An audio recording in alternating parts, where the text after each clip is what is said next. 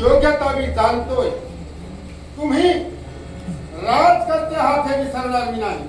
आणि म्हणूनच तुमच्या या योग्यतेला माझा नमस्कार आहे. नमस्कार केला, आशीर्वादही देतोय. जसा नमस्कार तसा आशीर्वाद मला तुमच्या मुखातून ऐकायचा आहे. काय हे येऊन माझ्या बरोबर जे काय म्हणताय तोच उद्देश तुमचा आहे काय? तुला कल्पना नाही. हे सारे 105 आणि त्याच्या समय कर्ण हे सगळे जे इथे आले त्या प्रत्येकाने आपला मनसुबा तुमच्या समोर कथन केला. आणि मी सुद्धा त्यात पावलावर पाऊल ठेवून चालणार आहे. माझ्या गुरुला दिलेला शब्द हा सत्य करण्याकरता 8 तास आहे. राजे, मी तुम्हाला या साऱ्यांनी जे विचारलं त्यातीलच एक प्रश्न असा विचारतोय. माझ्या गुरुला तुम्ही अपमानित केलंय. तुमच्या राज्याच्या ठिकाणी दिलेला शब्द तुम्ही पाळला नाही. आणि म्हणूनच त्याचा जाब विचारण्याकरता आम्ही आलो.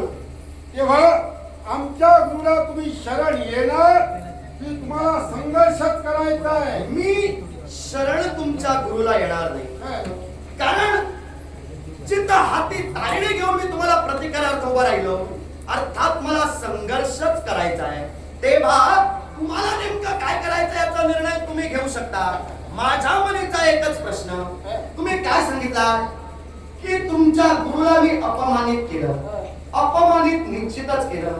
कारण जसा तुमच्या गुरुचा तुम्हाला स्वाभिमान आहे तसा माझा सुद्धा मला स्वाभिमान आहे. माझा स्वाभिमान सतेज ठेवण्यासाठी मी केलेली कृती माझ्या मतानं तरी योग्य होती. तुमच्या मतानं चुकीची असेल, तुमच्या मताला मी ग्राह्यता देणार नाही. तेव्हा जिथं मी चुकलो नाही तिथं शरण येण्याचा प्रश्न येत नाही. राजे, तुम्ही म्हणाला माझ्या गुरुला तुम्ही अपमानित केलंय आणि ते मान्यही तुम्ही केलं. याच्यापेक्षा मी माघार घेणार की नाही असा प्रश्न तुमच्या मनी उपस्थित झाला. ज्यानं हस्तिनापुराचा त्याग केला आणि तुमच्या राज्यापर्यंत चाल ठेवणारा तो आपल्या मनगटात धमक असल्याशिवाय तुमच्या राज्यापर्यंत आलेला नाही. आणि मी या तुमच्या द्वंद्व कदाचित माघारी जाईल तर तुमचा जय होईल हे काळाच्या पडद्यावर उभी जाईल.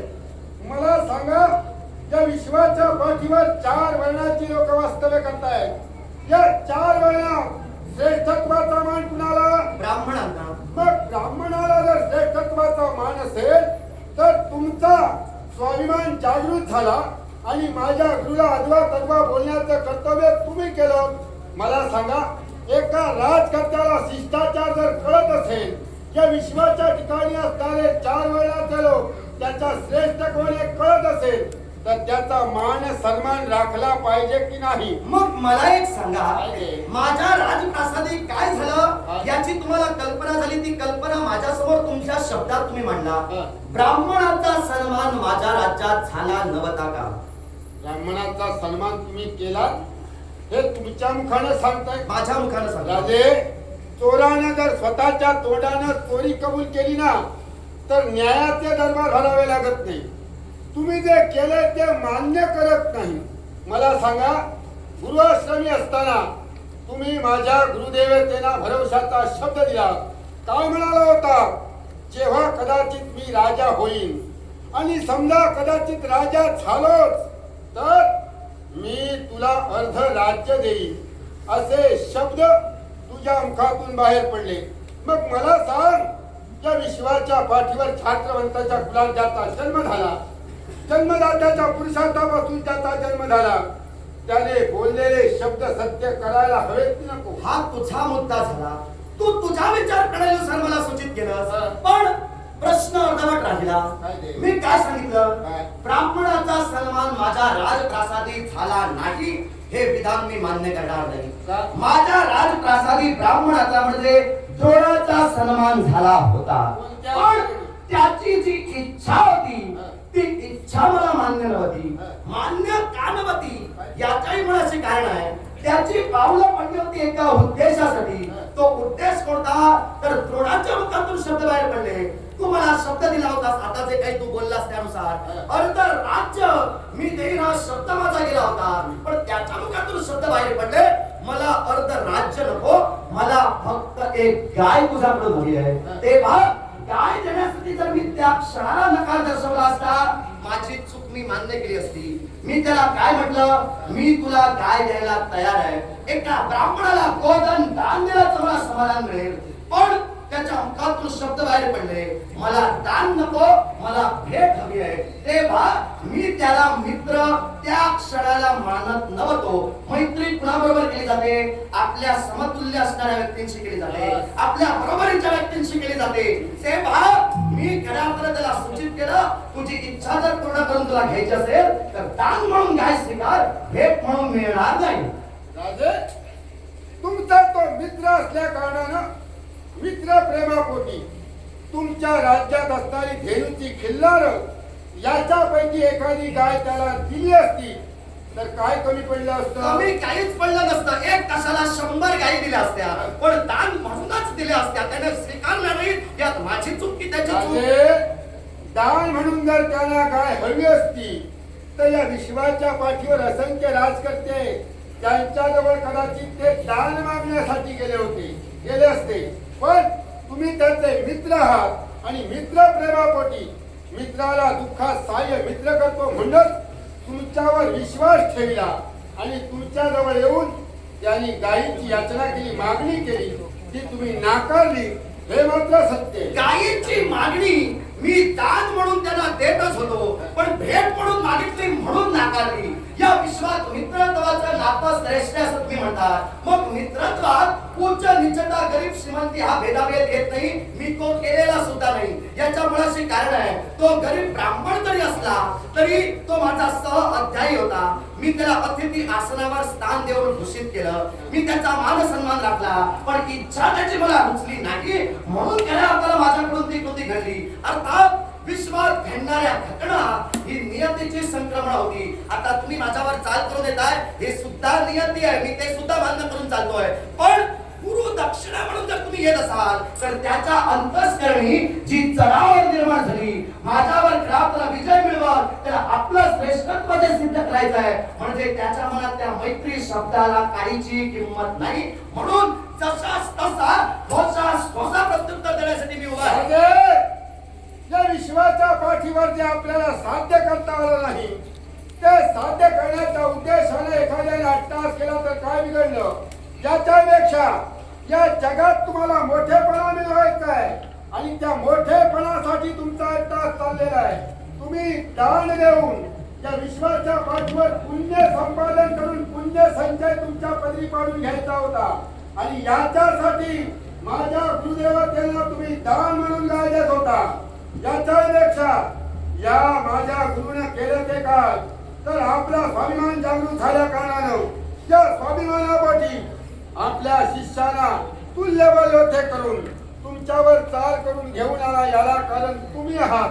कारण मैत्रीच्या नात्याचे धागे तुम्ही तडातड तोडले आणि अग्नीच्या आविष्कारावर टाकले आणि म्हणूनच तुम्ही जसे चालला तसंच वर्तन माझ्या गुरुदेवांनी मी तुम्हाला थेट सांगितलेलं आहे, मला त्याच्याशी मैत्रीचं नातं ठेवायचं नाही.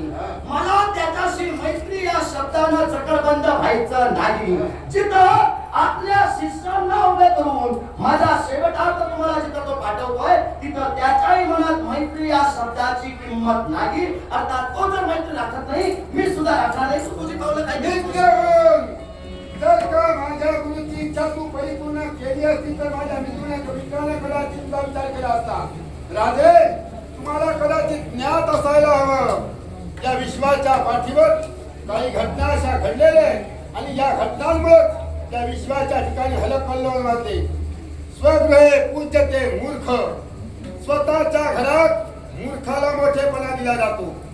स्वग्रामे पूजिते प्रभो, म्हणजेच जो ग्रामदोषी आहे त्याला या विश्वाच्या पाठीवर त्याच्या गावात मोठेपणा दिला जातो. त्याच्याही पुढे जाऊन या राज्याच्या ठिकाणी वास्तव्य करणारा राजा, या राजाला मोठेपणा केवळ राज्यात आहे आणि विश्वाच्या पाठीवर या साऱ्या ब्राह्मणाला मोठेपणा दिला जातो. आणि म्हणूनच तुम्हाला सांगतोय त्या विश्वाच्या पाठीवरच्या ब्राह्मणाला मोठेपणा दिला जात नाही, तिचा मान सन्मान राखला जात नाही. अशानं राजकर्ता म्हणून सांगण्याचा योग्य त्याचे नव्हे. हे म्हणूनच आतापर्यंत मी तुम्हाला समजावण्याचा प्रयत्न करत होतो. मी तुम्हाला सांगतोय या विश्वात या पापक्षालनाकरता अनेक मार्ग आहेत आणि त्याचा एखादा मार्ग तुम्ही अवलंब करा आणि माझ्या गुरुचे चरण धरा. पाप शालन करण्याचा मार्ग तुम्हाला सांगण्याची गरज नाही, कारण माझ्याकडून पाप घडलं नाही अर्थात शालन करण्याचा प्रश्न उद्भवत नाही. मी मान्य तुझं विधान काय करेन, तुझ्या गुरुची निर्बत्सना झाली याच्यामुळे कारण तुझ्या गुरुची कृती होती. मी त्याला मित्र मानलेलं नाही तरी सुद्धा अट्टाचित्त झाला तिथं त्या कृतीला त्याचा तो जबाबदार आहे. तेव्हा पापक शालन आणि कापक शालनाचा मार्ग अवलंबित करण्याचा उपदेश तुम्ही मला करू नये.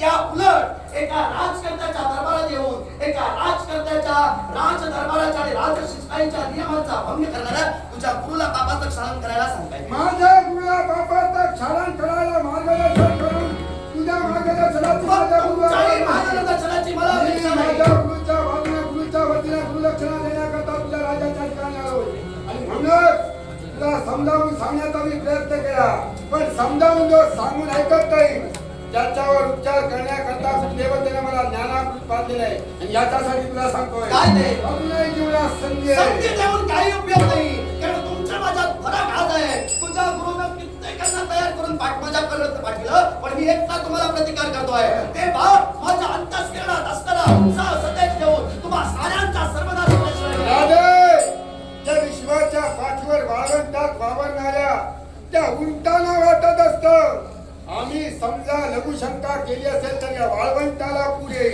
तशी तुमची गत झालेली आहे. तुम्हाला वाटतंय हे 105 कौरव पांडव मिळून तुमच्यावर चाल करून आले, कदाचित विजयाची विजयश्री एकेकाच्या बाबतीत तुमच्या बाबतीत खंडी असेल, तुम्ही विजयश्री ठरला असाल, पण प्रत्येक क्षण प्रत्येक दिवस तुमच्या जीवनात येणारा विजयाचा नसणारे लक्षात ठेवा. कुठलीही उदाहरणं कुठेही जोडण्याचा प्रयत्न धर्मात तू करू नको.